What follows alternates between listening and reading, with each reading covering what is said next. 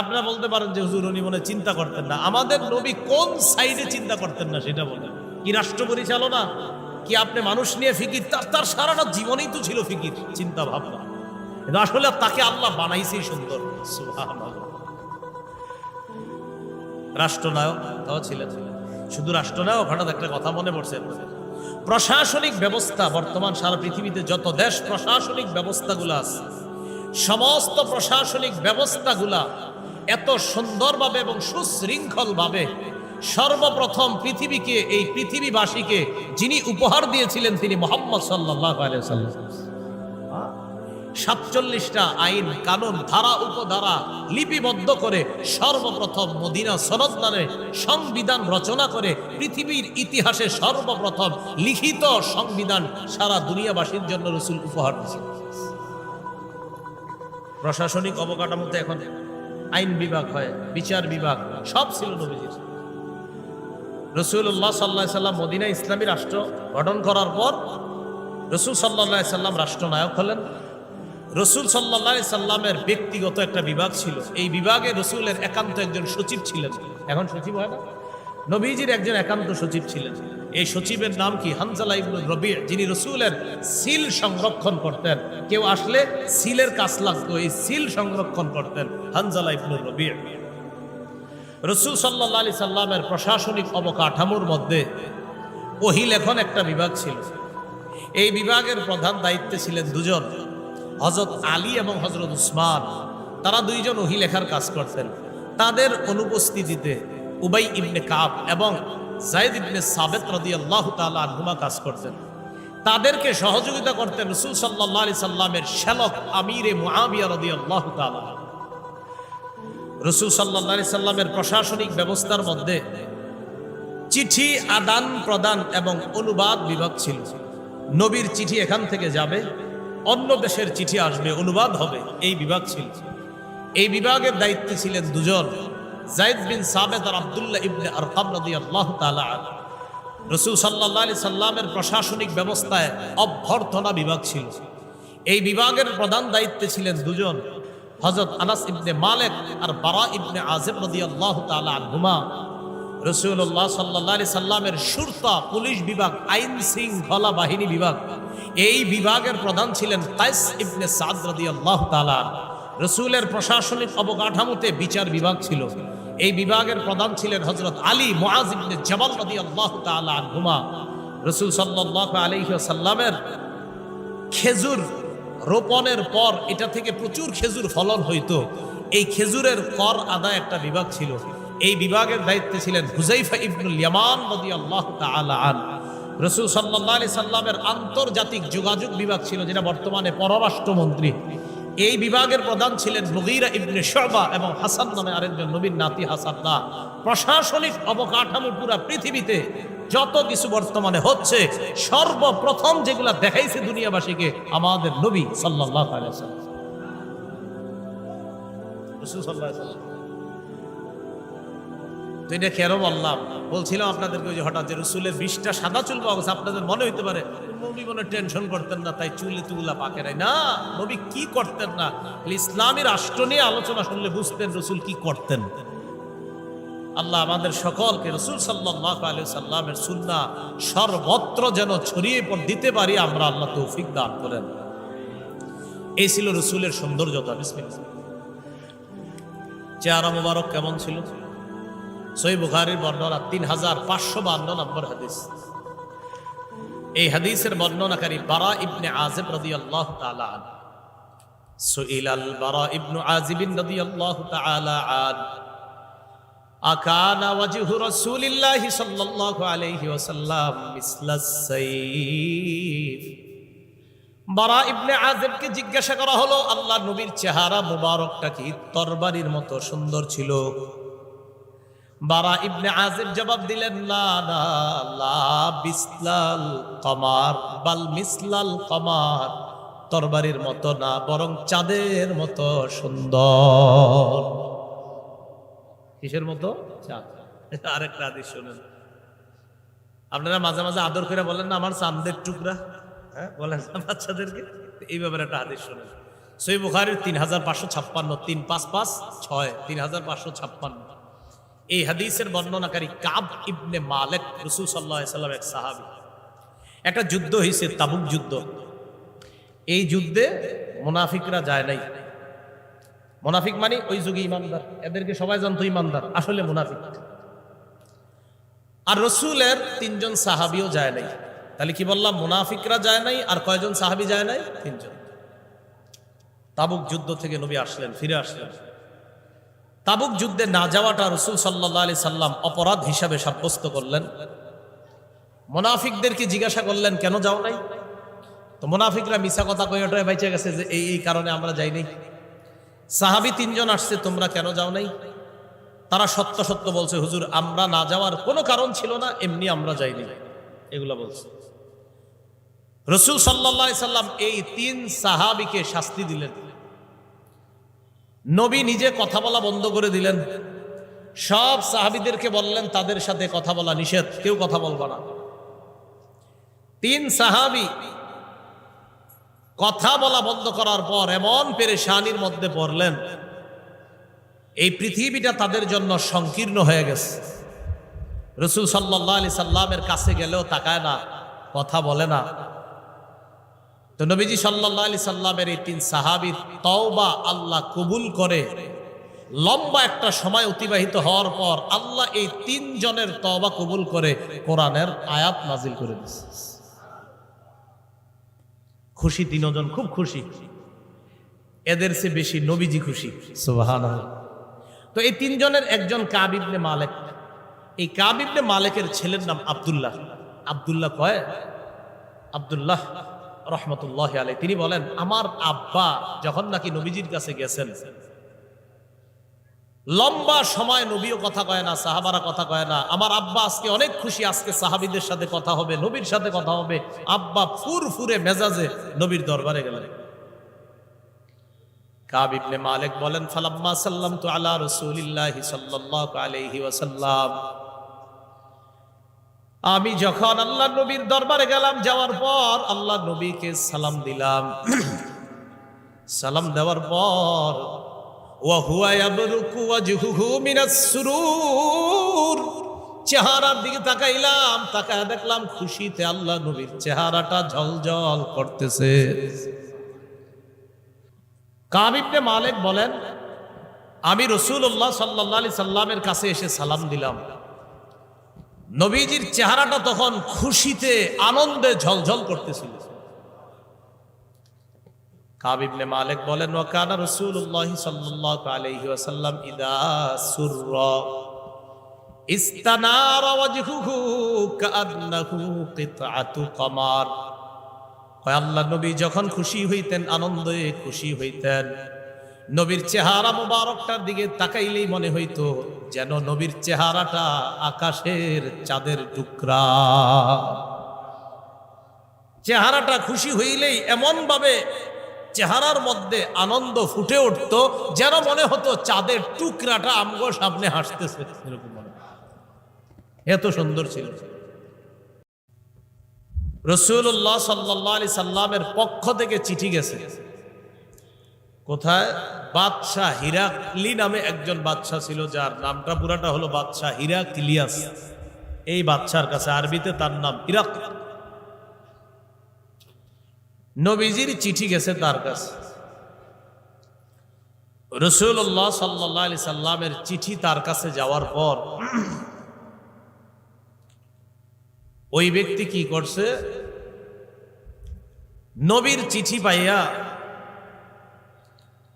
নবীর বংশ বা নবীর এলাকার কোন লোক আছে কিনা আমাদের আশেপাশের এলাকায় বাদশা তালাশ করছে। বাদশাকে জানানো হলো নবী যে এলাকার মক্কা, ওই মক্কার একদল ব্যবসায়ী আছে এই এলাকায়। এই ব্যবসায়ীদের প্রধানের নাম আবু সুফিয়ান। আবু সুফিয়ান তখনও মুসলমান হননি, ইসলামের প্রধান শত্রু ছিলেন তখনও। আবু সুফিয়ানকে বাদশার দরবারে ডাকা হলো।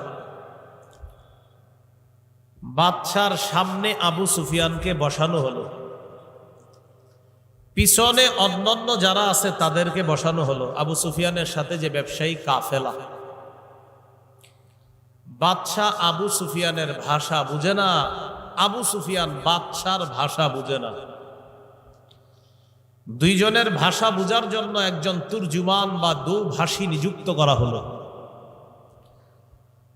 বাদশাহ আবু সুফিয়ানকে কয়েকটা প্রশ্ন করল। কি আশ্চর্যের ব্যাপার, নবীজির প্রধান শত্রু হওয়া সত্ত্বেও নবীর ব্যাপারে আবু সুফিয়ান একটা মিথ্যা কথাও বলে নাই। অনেকগুলা প্রশ্ন করছে, এর মধ্যে একটা প্রশ্ন বংশ সম্পর্কে প্রশ্ন করেছিলেন, নবীর বংশ। আবু সুফিয়ানকে জিজ্ঞাসা করেছিলেন নবীর বংশ কেমন। আবু সুফিয়ান জবাব দিয়েছিলেন জু নাসাবিন, তিনি সম্ভ্রান্ত বংশ থেকে আসছেন, তিনি একজন সম্ভ্রান্ত বংশের মানুষ। বাদশাহ হিরাক্লিয়াস বলে সাআলতুকা আন নাসাবিহি ফাযাকারতা আন্নাহু যু নাসাব ওয়া কাযালিকার রুসুলু তুবআসু ফি নাসাবি কওমিহা। আমি তোমার কাছে জানতে চাইলাম যে নবী তোমাদের মাঝে এসেছে ওই নবী কেমন বংশের। তুমি জবাব দিলা তিনি সম্ভ্রান্ত বংশের। বাদশাহ বলে আমার জানা মতে প্রকৃতপক্ষে যত নবী রাসূলরা দুনিয়াতে আসে তাদেরকে সবচাইতে সম্ভ্রান্ত বংশ থেকেই পাঠানো হয়। বাদশাহ বলতেছে প্রকৃতপক্ষে রসুলদেরকে নবীদেরকে সম্ভ্রান্ত বংশ থেকে পাঠানো হয়। এই হাদিস থেকে বুঝলাম নবীজির বংশ সম্ভ্রান্ত।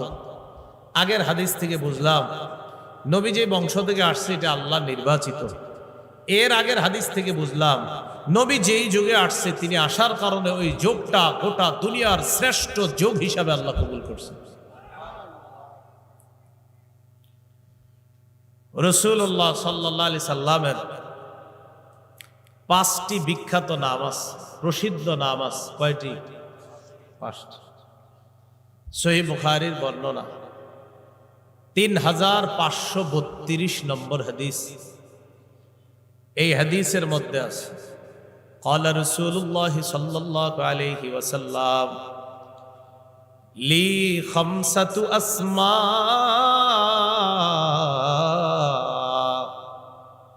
নবীজি বলেন আমার 5টি নাম আছে। 1 নাম্বার আনা মুহাম্মদ, আমার নাম মুহাম্মদ। মুহাম্মদ মানে যার প্রশংসা করা হয়, যিনি প্রশংসিত। কিয়ামত পর্যন্ত আমার নবীর প্রশংসা চলতেই থাকবে, কখনো বন্ধ হবে না। মুহাম্মদ। 2 নাম্বার আহমদ, আমার নাম আহমদ। আহমদ মানে অধিক প্রশংসাকারী। আল্লাহ নবী আল্লাহর সবচাইতে বেশি প্রশংসা করতেন। 3 নাম্বার নবীজি বলেন আনাল মাহি আল্লাযী ইয়ামহুল্লাহু বিল কুফরা। আমার নাম মাহি। মাহি মানি যে মুছে দেয়। আল্লাহ পাক আমার মাধ্যমে দুনিয়ার সমস্ত কুফর আর শিরিক মুছে দিবেন। কি মুছে দিবেন? শিরিক কুফর মুছে দিবেন। 4 নাম্বার আনাল হাশির আল্লাযী ইহশারুন নাসু আলা কদামাইয়া। আমার নাম হাশির। হাশির মানে আমার চারপাশে মানুষকে সমবেত করা হবে। 5 নাম্বার আনাল আকিব, আমি দুনিয়াতে সর্বশেষ আগমনকারী নবী, আমার পরে আর কোন নবী নাই। আছে? সহিহ বুখারীর বর্ণনা 3535 নম্বর হাদিস। 3535 কত হয়? 35। এই হাদিসের মধ্যে আছে ক্বালা রাসূলুল্লাহ সাল্লাল্লাহু আলাইহি ওয়াসাল্লাম ইন্না মাসালি ওয়া মাসালাল আমবিয়াই মিন ক্বাবলি কামাসালি রাজুলিন বানা বাইতা ফাআহসানাহু ওয়া আজমালা। রাসূলুল্লাহ সাল্লাল্লাহু আলাইহি সাল্লাম বলেন আমার আর আমার পূর্ববর্তী নবীদের দৃষ্টান্ত এমন এক ব্যক্তির মতো যে ব্যক্তি একটি ঘর বানিয়েছে। فأحسنه وأجمل إلا موضع لبنة في زاوية। সুন্দর করে ঘরটা বানিয়েছে, সব সৌন্দর্যতা ঘরের মধ্যে যা যা দেওয়া দরকার সব সৌন্দর্যতা দেওয়া হয়েছে, সমস্ত কারুকার্য করা শেষ, শুধু একটা ইট লাগানো বাকি আছে। ঘর সমাপ্ত না অসমাপ্ত? রং করা হয়েছে, ডিজাইন করা হয়েছে, সব ঠিক, খালি একটা ইট লাগানো বাকি। فجعل الناس يطوفون به ويعجبون له ويقولون هل أودعت هذه اللبنة। নবীজি বলেন এই সুন্দর ঘরটা জনগণ দেখতে যায়, ঘরের চারপাশে জনগণ ঘুরে, ওয়ায়াজাবুনা লা, জনগণ আশ্চর্য হয়ে যায়। বলেন তো আপনারা কেন আশ্চর্য হয়? ইট নাই। ওয়ায়াকুলুনা হাল আউদিয়াত হাদিহিল লাবিনা, সবাই আশ্চর্য হয়ে কয় একটা ইট, এই ইটটা কেন লাগানো হয় নাই, ইটটা কেন ফাঁকা রাখা হলো? নবীজি বলেন ফাআনা তিলকাল লাবিনা, শোনো তোমরা, আমি হলাম সেই ইট, আমার মাধ্যমে এই ঘরের সৌন্দর্যের সমাপ্ত আল্লাহ করে দিয়েছে। আদম নবী থেকে ঈসা নবী পর্যন্ত নবুয়তের ঘর আল্লাহ সাজিয়েছেন। ঈসা নবী পর্যন্ত সাজানো শেষ, একটা ইটের জায়গা বাকি, মানি আমি নবী মুহাম্মদ বাকি। আমাকে দুনিয়ার মধ্যে পাঠানোর মাধ্যমে আল্লাহ পাক রব্বুল আলামিন নবুয়ত নামক ঘরের সৌন্দর্যের সমাপ্ত করে দিয়েছেন। বুঝে আসছেনি সবার? তাহলে নবীজির মাধ্যমে ঘরের সৌন্দর্যের সমাপ্ত করে দেওয়া হয়েছে। নবীজি বলেন আনা খাতামুন নাবিয়্যিনা লা নাবিয়্যা বাদি, আমি শেষ নবী, আমার পরে আর কোনো নবী নাই। এরপরে এই পর্যন্ত 19 জন দাবি করছে এরা নবী। এর মধ্যে 2 জন মহিলাও আছে। 2 জন কি আছে? মানে মানে কি যে এক বিপদ, চিন্তা করেন। ফাইজলামির তো একটা সীমা আছে। 2 জন মহিলাও আছে, এরাও দাবি করছে নবী। 19 জন, প্রায় 19 জনের কাছাকাছি। এখন আরো বাড়ছে কিনা কে জানে, কোরআন দিয়ে কি দাবি করে বসে কোন জানে। তো মোটামুটি আমার একটা বয়ান আছে খতমে নবুয়ত নিয়ে, ওখানে আছে এই 19 জন যেগুলো, এগুলো নিয়ে আলোচনা করছিল। তো এর মধ্যে 2 জন আছে মহিলা নবী। এখন হ্যাঁ করে আমরা কই রাখবো কোন? আপনারা ইটের জায়গা কি ফাঁকা আছে? আর তো এইগুলো আইসা কয় আমরা নবী, কোনো কথা? এজন্য রাসূল সাল্লাল্লাহু আলাইহি সাল্লাম বলেন আমি সর্বশেষ আগমনকারী নবী, আমার পরে আর কোনো নবী নাই। সূরা আহজাবের 40 নম্বর আয়াতে আল্লাহ বলেন মা কানা মুহাম্মাদুন আবা আহাদিম মির রিজালিকুম ওয়ালাকির রাসূলুল্লাহ ওয়া খাতামান নাবিয়্যিন। আল্লাহ বলেন মুহাম্মদ সাল্লাল্লাহু আলাইহি ওয়াসাল্লাম তোমাদের কোন সাবালক পুরুষের পিতা নন, ওয়ালাকির রাসূলুল্লাহ, তিনি হলেন আল্লাহর রাসূল, ওয়া খাতামান নাবিয়্যিন, তিনি শেষ নবী। বলেন তিনি শেষ নবী। অনেকের ব্যানারের মধ্যে বিভিন্ন জায়গায় লেখা আছে লা ইলাহা ইল্লাল্লাহু মুহাম্মাদুর রাসূলুল্লাহ সাল্লাল্লাহু আলাইহি ওয়াসাল্লাম, এর লেখা থাকে। এমন কিছু লোক আছে যাদেরকে সারা পৃথিবীর সমস্ত হক্কানি উলামায়ে কেরামরা বলছেন তারা কাফের, এরপরেও তাদের কালিমাটা কত সুন্দর। কালিমা তো ঠিক আছে, কালিমার অনুবাদ জিগাবেন, তারা অনুবাদ করে লা ইলাহা ইল্লাল্লাহ, আল্লাহ ছাড়া কোনো ইলাহ নাই, মুহাম্মাদুর রাসূলুল্লাহ, মুহাম্মদ সাল্লাল্লাহু আলাইহি ওয়াসাল্লাম আল্লাহর রাসূল। ঠিকই তো আছে, তো সমস্যা কোথায়? এবার তাদেরকে প্রশ্ন করবেন এই কালিমার অর্থ কি, তারাও বলবে মুহাম্মদ আল্লাহর রাসূল। সাথে সাথেই প্রশ্ন করবেন মুহাম্মদ সাল্লাল্লাহু আলাইহি ওয়াসাল্লাম আল্লাহর রাসূল বিশ্বাস করেননি? কয় করি। শেষ নবী মানেননি? কয় ব্যাখ্যাস। কি আছে? মাথায় রাখবেন, আমাদের দেশেও সারা পৃথিবীতে একটা দল আছে যারা আমগো নবীরে নবী মানে কিন্তু শেষ নবী মানে না, তাই তারা কাফের। কি মানে? নবী মানে, কিন্তু শেষ নবী মানে না। নবীরে শেষ নবী না মানা মানি সূরা আহজাবের 40 নম্বর আয়াতকে অস্বীকার করা। তো কোরআনের আয়াত অস্বীকার করলে ইমানদার না বেঈমান? এজন্য আমি এখন সব জায়গায় বলি, আমাদের বাচ্চাগুলারে নতুন করে অর্থটা শিখাবেন যে মুহাম্মদ সাল্লাল্লাহু আলাইহি সাল্লাম আল্লাহ রাসূল। এটা আমরা বক্তব্যে আগে শিখছি ছোটবেলায়, না এখন থেকে বাচ্চাদেরকে শিখাইবেন মুহাম্মদ সাল্লাল্লাহু আলাইহি সাল্লাম আল্লাহর শেষ রাসূল, আল্লাহর শেষ নবী, এটা শিখাবেন। কারণ আমাদের বাচ্চাগুলো বড় হলেই তো মানুষের সাথে মিশবে।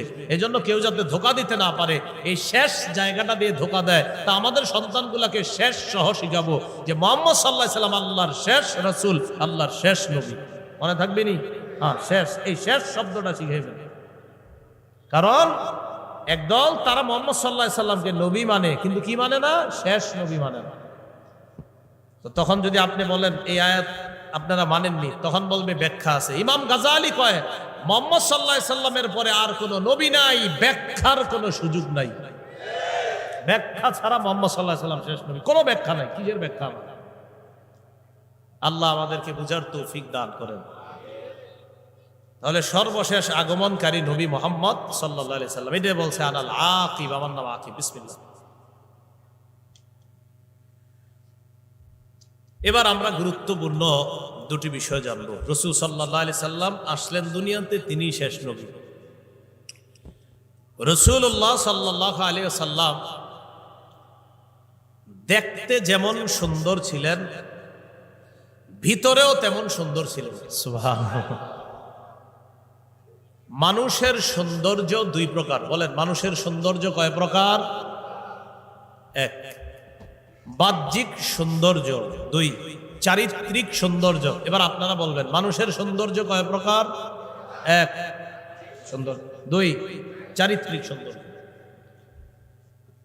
বাহ্যিক সৌন্দর্য এবং চারিত্রিক সৌন্দর্যে আমাদের নবী সারা পৃথিবীর সবচেয়ে সেরা ছিলেন।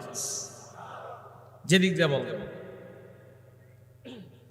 বাহ্যিক সৌন্দর্য কেমন দেখি? সহিহ বুখারীর বর্ণনা 3547 নম্বর হাদিস। এই হাদিসের বর্ণনাকারী আনাস ইবনু মালিক রাদিয়াল্লাহু তাআলা, তিনি বলেন কানা রাসূলুল্লাহ সাল্লাল্লাহু আলাইহি ওয়াসাল্লাম রাবআতাম মিনাল কওম। রাসূলুল্লাহ সাল্লাল্লাহু আলাইহি ওয়াসাল্লাম দেখতে মাঝারি গড়নের ছিলেন। বলেন কেমন ছিলেন? মাঝারি। লাইসা বিত-তাওয়িল, বেশি লম্বা ছিলেন না। ওয়ালা বিল কাসির, একবারে খাটো ছিলেন না। মাঝারি ধরনের একজন সুদর্শন সুন্দর মানুষ, পুরুষ দেখতে যেমন আমার নবীরে আল্লাহ বানাইছে তেমন। আযহারাল লাউন লাইসা বিআবিয়াদ আমহাকা ওয়ালা বিআদাবা, ধবধবে সাদা ছিলেন না, আবার টমাট বর্ণের ছিলেন না। কয় কেমন? কয় লাল লাল ভাব, গোলাপি কালারের ছিলেন। কি কালার? গোলাপি। গোলাপি রং আসেননি দেখি কেউ? লাল লাল ভাব, গোলাপি রঙের। কয় ধবধবে সাদা না, আবার টমাট বর্ণের না, তাহলে কেমন? লাল লাল ভাব, অনেকটা গোলাপি রঙের। লাইসা বিজাদিন কাতিতিন ওয়ালা সাবতিন রাজিলিন, চুলগুলো একেবারে কোকড়ানো ছিল না, আবার লম্বা লম্বা ছিল না। তাহলে কেমন? সাহাবী কয় চুলগুলা দেখলেই মনে হয়তো ঢেউ খেলতেছে। একেবারে কোকড়ানো না, একেবারে লম্বা না, তাহলে কেমন? দেখলেই মনে হতো ঢেউ খেলতেছে। উনজিলা আলাইহি ওয়া হুয়া ইবনু 40 সানা, 40 বছর বয়সে কোরআন দেওয়া হলো, নবুয়ত দেওয়া হলো। ফালাবিসা বিমাক্কাতা 10 সিনিনা, মক্কায় 10 বছর অবস্থান করলেন। ইউনজালু আলাইহি, এই 10 বছর নবীর উপর কোরআন নাজিল হয়। ওয়া বিল মাদিনাতি 10 সিনিন, মদিনায়ও ছিলেন 10 বছরের বেশি, মানে 13 বছর। মদিনায় আল্লাহ নবীর উপর কোরআন নাজিল হয়। মোট 30 বছরে কোরআন নাজিল আল্লাহ সমাপ্ত করেন। কবিজা ওয়ালাইসা ফি রাসিহি ওয়ালা লিহিয়াতিহি 20 শা'রাতান বাইদা, মদিনায় যখন আল্লাহ নবী ইন্তেকাল করলেন, তার চুল আর দাড়ি মিলায়া 20টা সাদা চুলও পাওয়া যায় নাই। 63 বছর ইন্তেকাল করলেন, চুল দাড়ি মিলা 20টা সাদা চুলও পাওয়া যায় না। আমাকে তো 45-এর পরেই মনে করেন শুরু হয়ে যায়। রাসূলুল্লাহ সাল্লাল্লাহু আলাইহি সাল্লামের এই 63 বছর বয়স